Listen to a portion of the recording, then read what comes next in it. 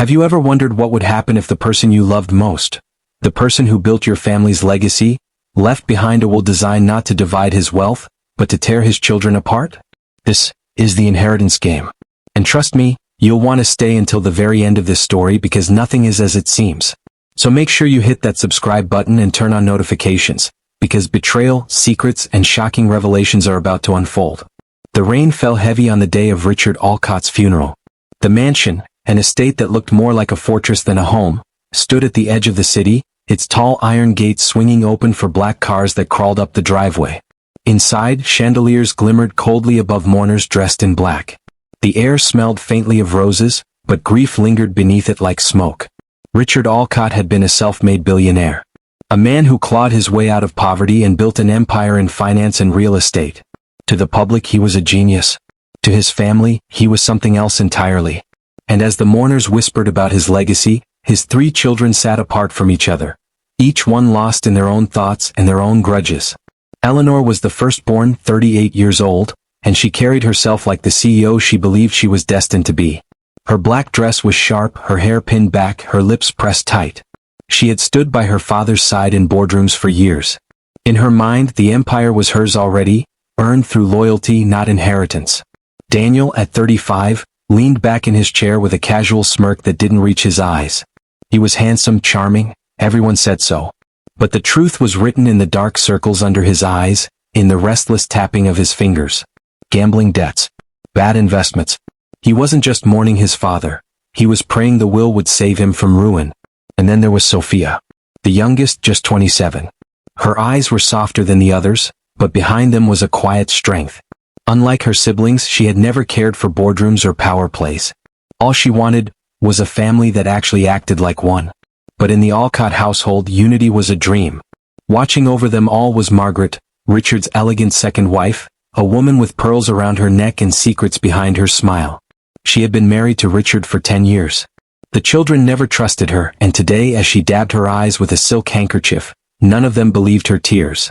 After the burial, the family and close associates gathered in the mansion's study. Heavy curtains blocked out the rain, and a fire roared in the marble fireplace. On the desk sat Richard's longtime lawyer, Mr. Whitaker, a thin man with round glasses and a stack of papers that seemed to weigh 1,000 pounds. The children sat across from him. The tension in the room was so thick, it felt like the walls themselves were holding their breath. Whitaker cleared his throat. Richard Alcott, in his final will and testament, has made his intentions clear. Eleanor leaned forward, already ready to hear her victory announced. Daniel folded his arms, hiding his desperation. Sophia clasped her hands in her lap, whispering a silent prayer for peace.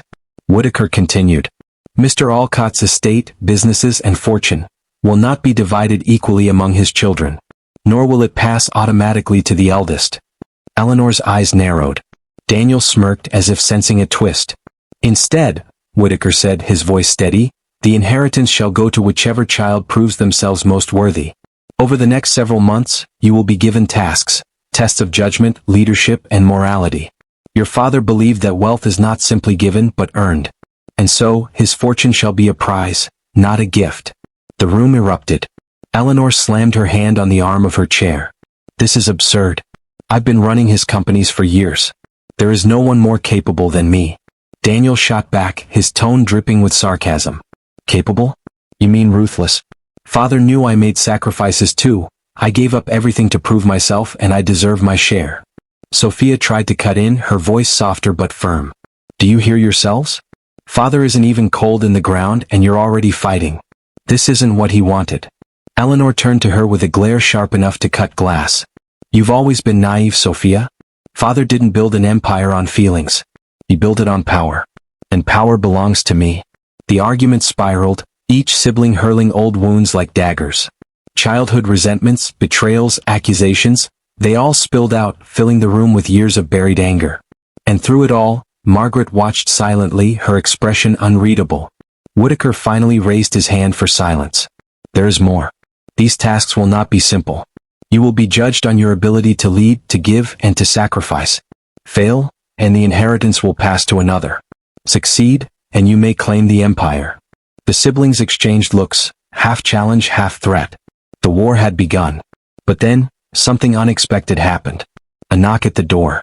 The butler stepped in holding a small envelope sealed in red wax.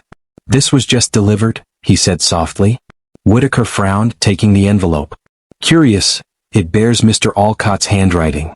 He broke the seal and unfolded the note. For a moment his face went pale. Then he read aloud, "This is only half the truth. The rest will surface in time." The room froze. Eleanor's jaw tightened. Daniel's smirk vanished. Sophia's eyes widened with fear and curiosity. Margaret's hand twitched ever so slightly, though she quickly hid it in her lap. What did Richard mean? Half the truth? The siblings exchanged uneasy glances. None of them trusted the other, but one thing was clear. Richard Alcott had left behind more than just a game. He had left behind secrets. Secrets that could change everything. And as the fire crackled in the silence, one thing became certain. The inheritance wasn't just a prize. It was a trap. A game designed to expose every hidden flaw, every buried betrayal, every dark secret of the Alcott family. But what none of them knew was that the next revelation would shatter their world completely. Because Richard Alcott hadn't just left behind wealth. He had left behind another family. So what happens when those secrets walk through the door? If you're enjoying this story, don't forget to subscribe to the channel, hit that like button, and share this video with someone who loves a good mystery. Because the inheritance game has only just begun. The days after the will reading passed in a blur of tension and whispers. Richard Alcott's empire, worth billions, hung in the balance. And the instructions were clear.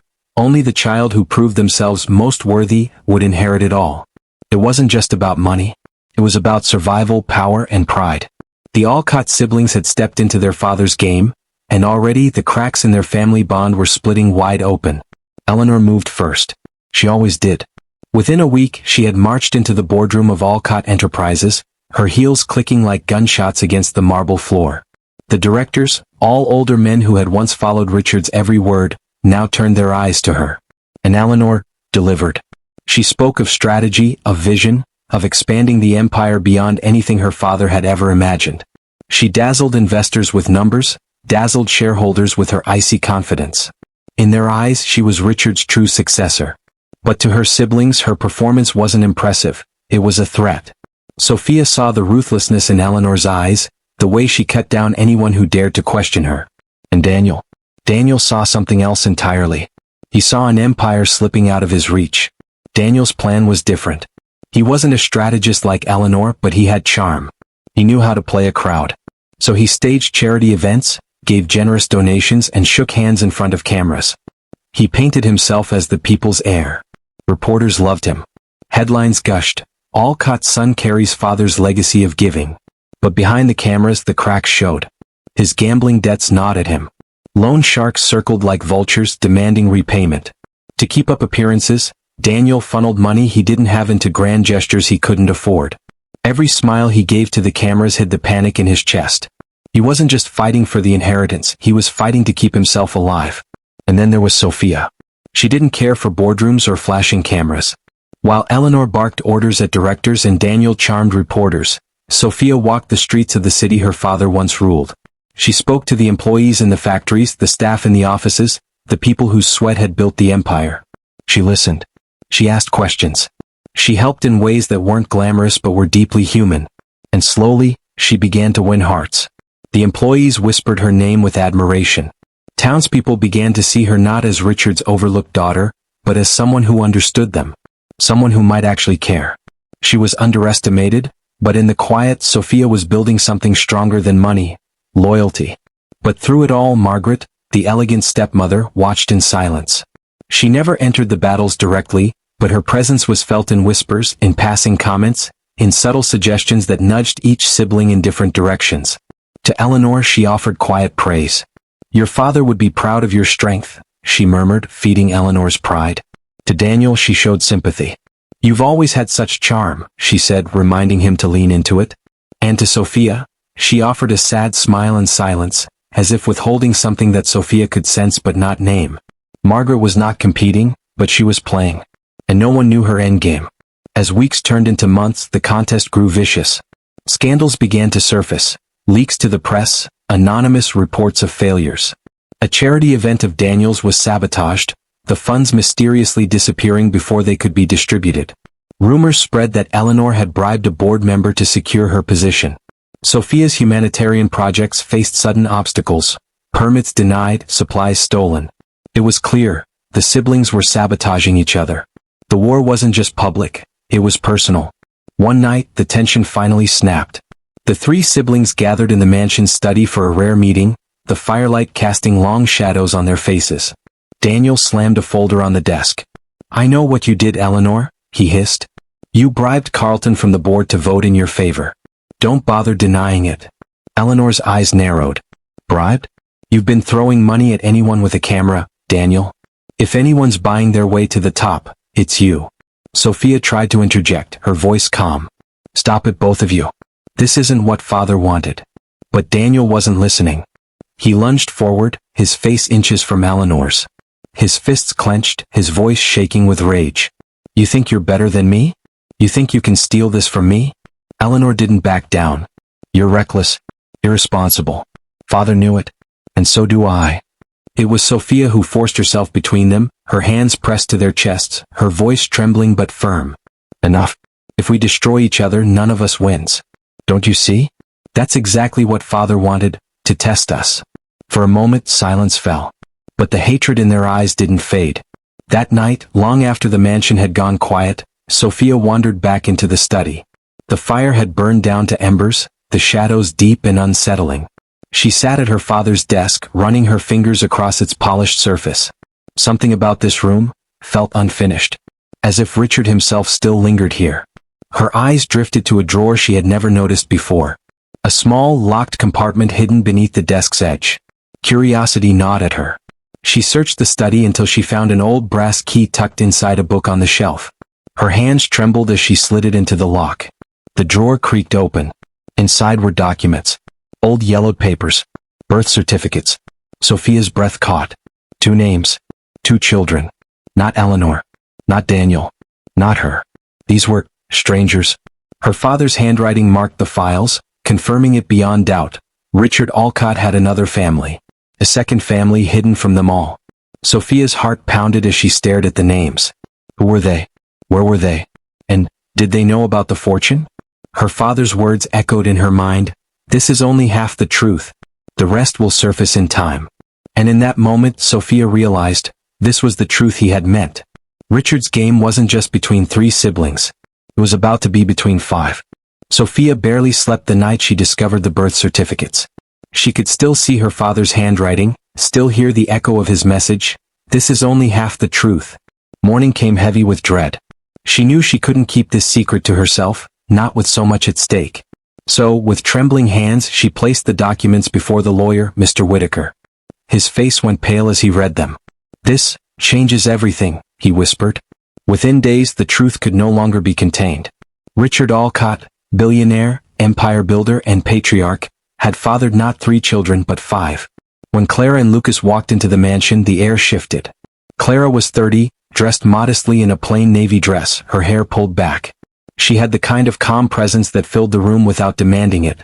But her eyes were sharp, guarded, full of questions that had been waiting for decades.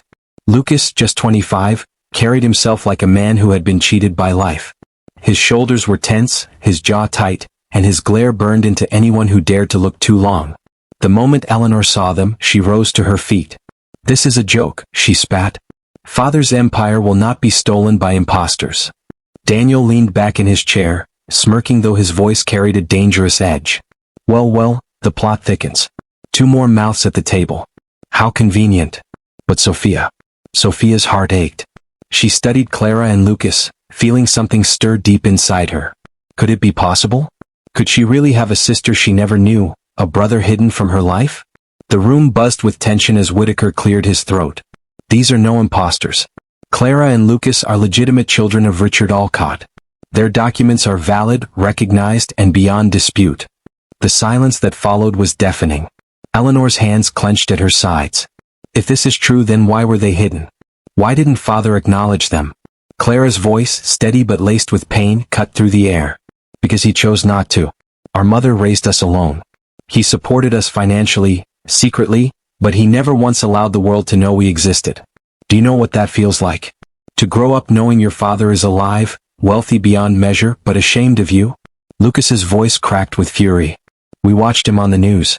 We saw him smile with you, celebrate with you, while we were kept in the shadows. We were his family too, but he treated us like mistakes. Sophia's throat tightened. She whispered almost to herself, I didn't know, none of us knew. But Eleanor's response was ice cold. And now you want to swoop in and take what doesn't belong to you? This empire is ours. You're nothing but outsiders. Lucas slammed his fist on the table. We're his blood.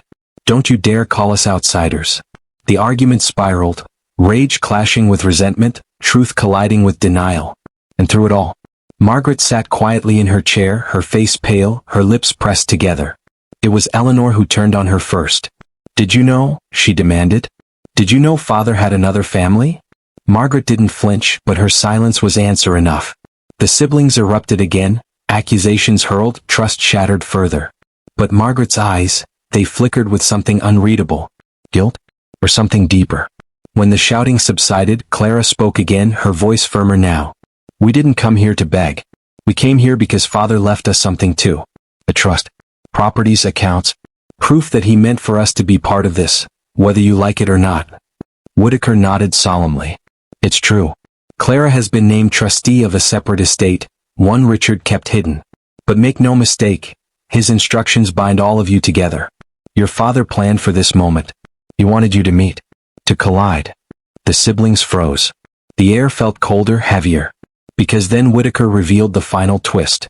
There is another clause in Richard's will. One he left sealed until this family was complete. He unfolded a paper and read aloud, If my children cannot unite as one family, then none of them shall inherit.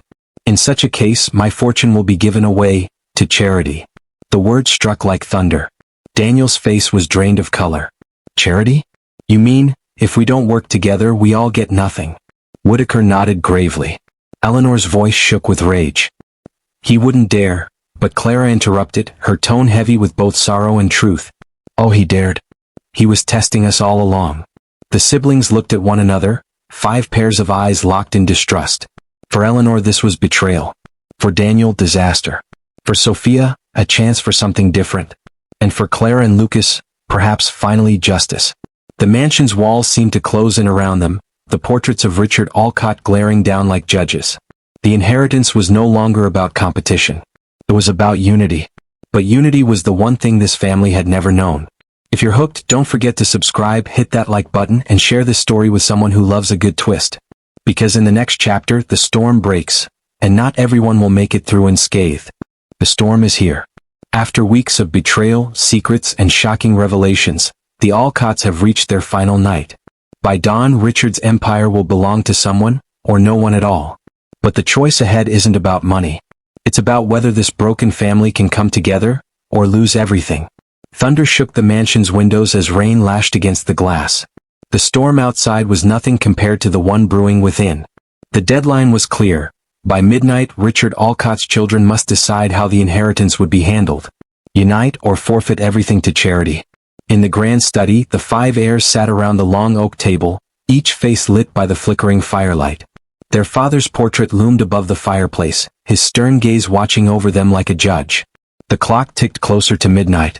Eleanor was the first to speak, her voice sharp, slicing through the thunder. We still have options, she declared. Clara and Lucas may be legitimate, but they were never part of this family. A legal challenge could invalidate their claim. If we act quickly I can. But Daniel cut her off, his smirk thin and desperate. Legal battles will take years, Eleanor. Years we don't have. We all want a piece of the pie, so why don't we split it quietly before that ridiculous clause ruins everything? Lucas shot to his feet, his chair scraping across the floor. His fists clenched at his sides, his voice shaking with fury. Split it? You've been bleeding father's money for years with your debts. And now you want to carve up his empire like scraps? You're a fraud, Daniel. A fraud who doesn't deserve a cent. Daniel stood too, their faces inches apart. Careful, little brother. You've got nothing but anger. Anger won't buy you respect. Lucas's hand twitched as if ready to strike. For a moment, it seemed violence would erupt right there in the study. Sophia leapt between them, her voice breaking. Stop it. Can't you see? This is exactly what father wanted to test. And we're failing. We're tearing each other apart. But her pleas fell into the storm of voices. Eleanor shouted over them, Daniel sneered, Lucas cursed.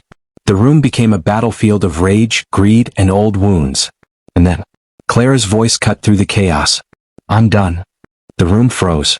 Clara's eyes glistened, not with anger, but with heartbreak. I can't do this anymore. All I see here is destruction. Maybe Father was wrong to believe in us. Maybe we're not worthy. Lucas, come on, we'll walk away. Let them keep their empire. We'll build our own lives without it. Lucas's chest heaved, but his eyes softened when he looked at her. For the first time he hesitated. It was then that Margaret finally spoke. The stepmother, who had sat silent for so long, rose from her chair. Her pearl necklace caught the firelight as she looked around the table, her face pale but resolute. Richard told me everything, she said softly. He knew this day would come. The inheritance was never about money. It was about unity. He left clues everywhere, in his journals, in his notes, even in the way he structured this game. He wanted to know, could his children ever come together? Could they ever be more than rivals? The room went quiet. The storm outside howled, but inside, only the crackling fire filled the silence. Sophia's eyes widened as realization struck her. That's why the clause exists. It was never about eliminating us. It was about forcing us to choose. To build something greater together. Clara turned toward her, uncertain. Together? After everything we've said to each other? Sophia stepped forward, her voice trembling but strong. Yes, together. What if we pooled the inheritance? Not to divide it, but to create something new. A foundation, a legacy that serves all of us, and the people Father's empire touched. That way we all honor him. And no one has to lose. The words hung in the air. Eleanor's jaw tightened. She wanted power, control, dominance. But even she knew, the alternative was worse. Total loss. Daniel scoffed, but the fear in his eyes betrayed him. So what? We all just hold hands and sing songs? That's your grand plan? Sophia didn't flinch. No, Daniel. We take what Father built, and we build it better. Together. The silence stretched. Clara spoke first, her voice quiet but steady. It's what Mother would have wanted. She struggled every day to raise us while Father lived in luxury. If we can make sure no one else suffers the way she did, maybe it means something. Lucas looked at her, torn between anger and loyalty. Finally he exhaled, his shoulders slumping. If you believe in it, then fine. I'll try.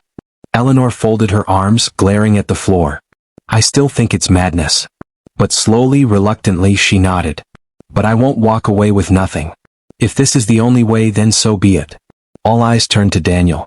He smirked again, but this time it was weak, almost broken. You're all insane. But, fine. Better something than nothing. The impossible had happened. For the first time the 5 siblings stood on the same side. Just as the clock struck midnight, Mr. Whitaker rose from his chair. He carried a small black box to the desk. Your father anticipated this moment, he said. And he left one final message. From the box he pulled a sealed USB drive. The firelight flickered across the metal as he inserted it into a laptop. The screen came alive. And there, in grainy footage, was Richard Alcott himself. He looked older, tired, but his voice carried the same steel it always had. My children, he began. If you are watching this, it means you have reached the final choice. Know this, the inheritance was never the money. It was never the empire. It was you. Could you find unity in the face of greed? Could you be more than rivals? If you could, then congratulations. You have passed my test. The empire is yours, not as individuals but as a family. From this day forward, you are its guardians. Together. The screen went black. For a long moment, no one spoke. The storm raged outside, but inside, the silence was almost sacred. At last, Sophia whispered, "We did it." Clara's hand found hers. Lucas nodded solemnly. Even Eleanor and Daniel, though bitter, said nothing. Because they all knew. Richard had won. And so had they. The inheritance game was never about wealth. It was about family, fractured, betrayed, but ultimately forced to heal. They nearly lost everything. But in the end, they found something far greater than money. A legacy of unity. And maybe, just maybe, a chance to start again. Thank you for joining me on this journey through the inheritance game. If you enjoyed this story, don't forget to subscribe to the channel, hit that like button, and share this series with someone who loves mystery, drama, and a touch of the unexpected. Because every family has secrets. And some are worth fighting for.